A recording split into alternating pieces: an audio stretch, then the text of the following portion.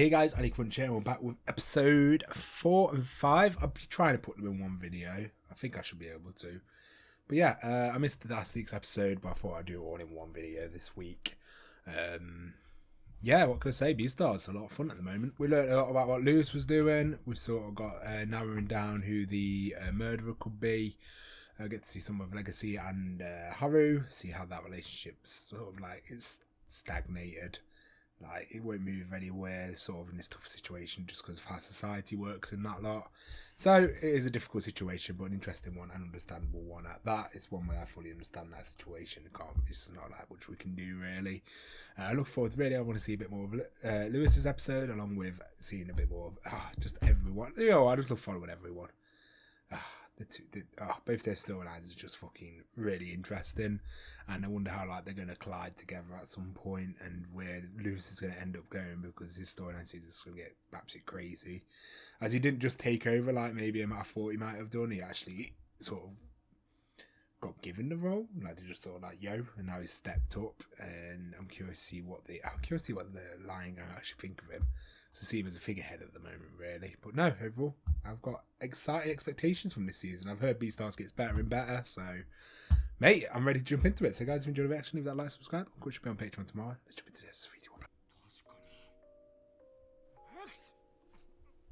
1. I love how the more it shows that friendship, just the sadder it gets for it. And it gives you that reminiscent pass because it's been so long since they've really brought up Tim. Oh, yeah, I forgot about that. I forgot the murderer behind him. I forgot.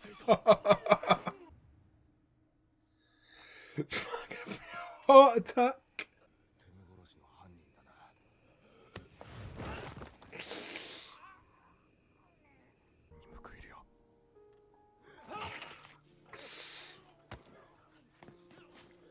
Look, what a boss. Jack needs more screen time. Mate, Jack. Fucking, what a hero.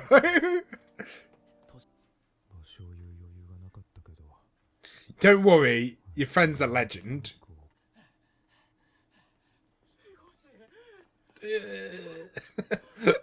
Mate, what a legend. It makes sense as well because of the dog's hearing and stuff. Of course, he would just recognise the sound. I'm just curious why I didn't finish him off. Like, there seemed to be no one around, so there was no reason for him not to kill him. Look how much he's grown, the way he talks and stuff. It's just that I love how his dialogue alone's just changed completely. Character development. I love it. So is he gone on a little adventure now?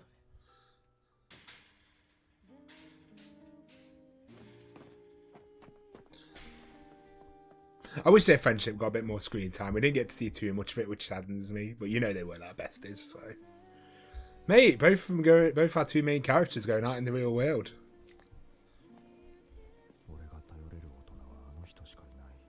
Mr. Panda!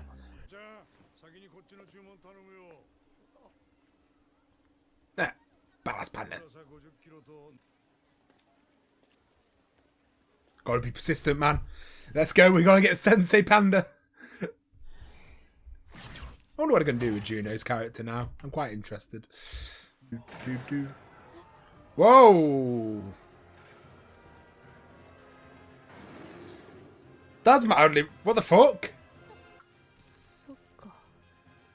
Jesus, I did not expect that. I know it just showed a flash, but I thought it was just something else. Oh.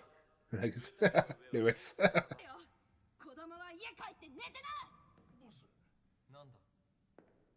Bosso. She's like, nani?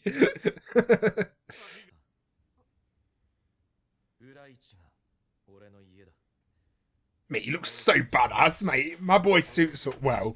I've got to admit.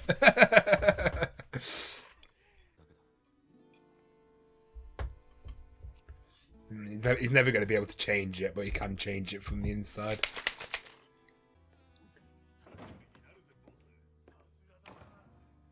Oh, he has gained the respect of them.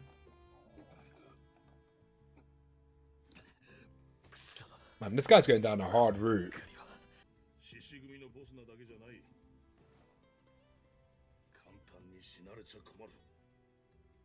This is such an interesting dynamic.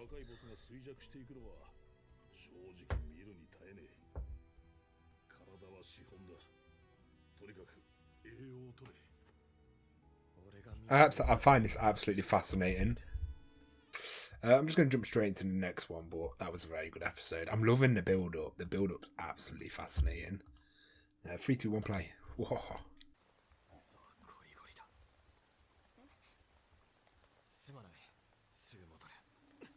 I'll give Gina that. She's quite smart if she can figure out just from that conversation.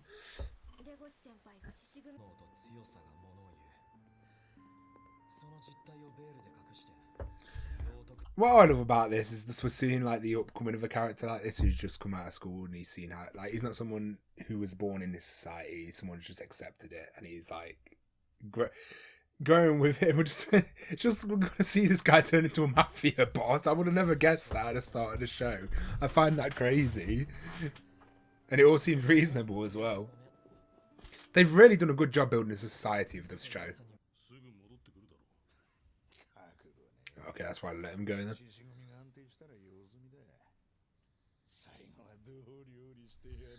I think he's changing his mind.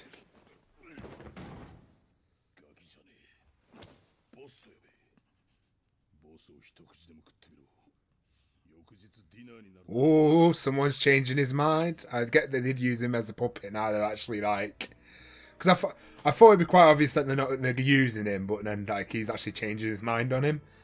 I find that quite interesting. And if he gets like the main lines behind him, he's good.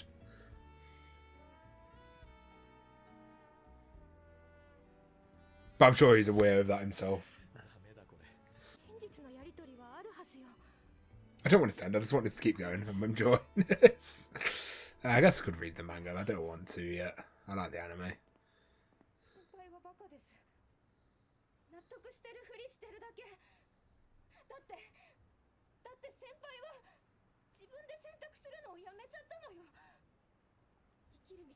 Oh, I love these shots. Oh, they're so good.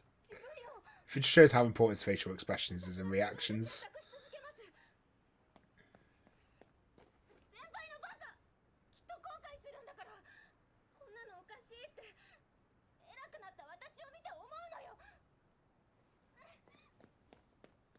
Juno has grown. I give her that. Matured quite a little bit. Why not showing him?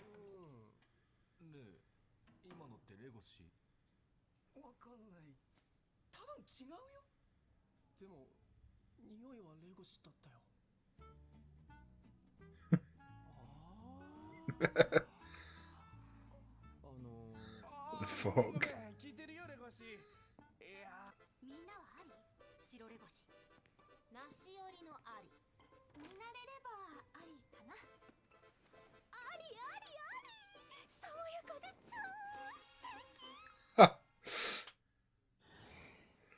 I like little moments like that. I don't know. I wish I did more of that. We got to see the girls' point of views and stuff. Like, I actually want to see what Haru is going for at the moment, from my point of view.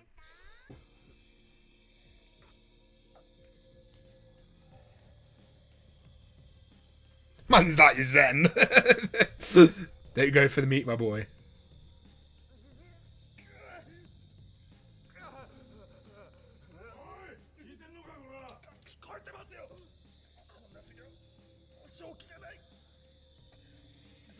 Going against natural instincts, man.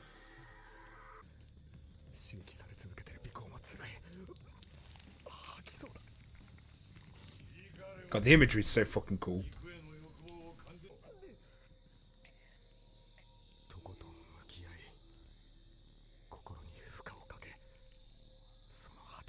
I don't like to. I'm guessing all the damage is from him trying to resist. Because it's the third day, wasn't it? I guess the first day wasn't hard, it wasn't easy.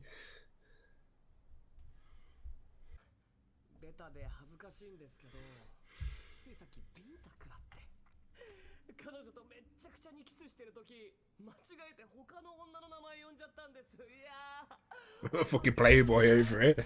Jesus. The Charlie scene of the Animal Kingdom. Or Barney.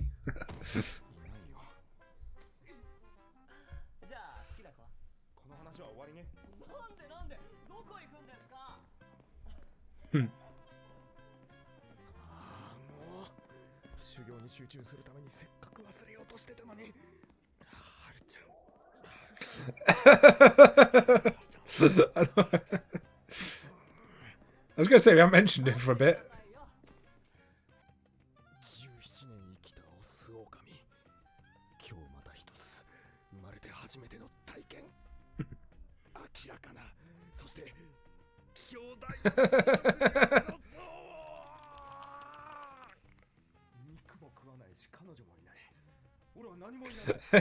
He's got someone he truly hates. Because with Lewis, you only show respect towards him when he actually hates someone.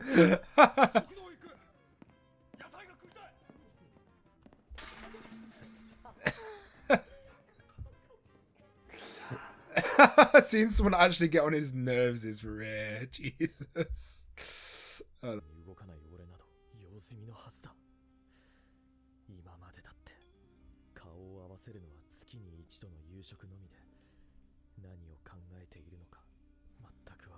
They're the scariest kind of people.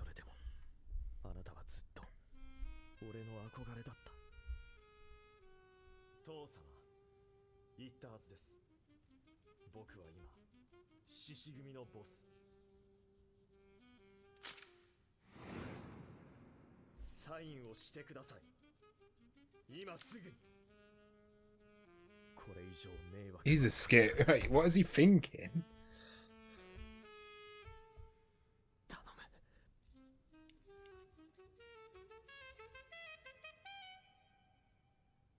Alright, so we had we've done 2 episodes of Beastars, and they were both very good back-to-back episodes to have. We both got a lot of focus on Legacy and Lewis at the same time. I like where they're taking both characters. I'm glad he's not quit school. I am glad he's gone back to school. I feel like, yes, he could have done the whole thing where he's like going off on his own, but I would have liked to have the explode city in that lot, but I think it's best he stays at school, and he is a deterrent there. Either way, separating from his father was also very interesting. I actually really enjoyed the Juno scene. That was quite cool. I really want to see other characters' reactions, like the room where it's just like Juno reacting to Legacy. I like moments like that. I kind of wish we got something to do home. I don't feel like Chloe's going to get too much screen time this season. I feel like she's going to be a bit pretty much put on the back burner, but she was a major focus in season 1. But I'm glad she's still there on his mind. Other than that, yeah, no. Great episode. We got to see a bit more of society. I think now we're going to get even see more and more as we go on. As we've already got to see a lot more, and now he'll go into the real world looking for his killer. We also started off with the bag in the last episode with the killer attacking him. I don't get why he didn't finish him off. I'm curious to explain that later. And then I'm because of his size and build, and he was meant to be someone in the drama club. I'm assuming it's just going to be, I don't know what creature he was, but the bear type guy. He fits the silhouette. He's as big as the person who was attacking him, and yeah, and he's not really that too forefront to the story. That won't be that surprising if it is him. So I look forward to see if that is going to be him or not. I'd be very surprised if it's someone else at this point. I've not been spoiled. I don't actually know. I don't know who it is. It's just that seems the way they're going. He seems the most obvious choice. And overall, yeah, no, very good episode. Hopefully you guys enjoyed the reaction. Leave a like, subscribe, and peace.